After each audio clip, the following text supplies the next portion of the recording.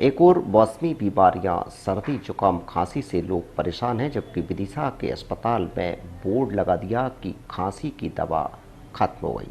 समस्या यह खड़ी है कि अब कैसे मरीजों का इलाज होगा।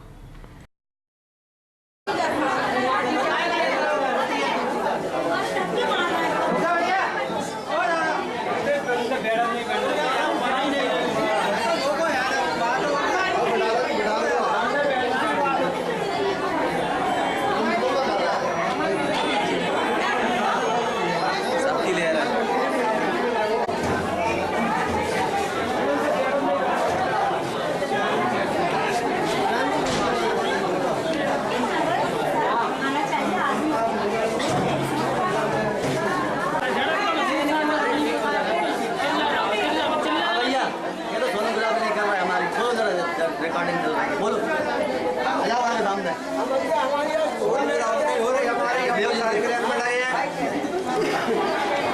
रात को एक गोली सोते समय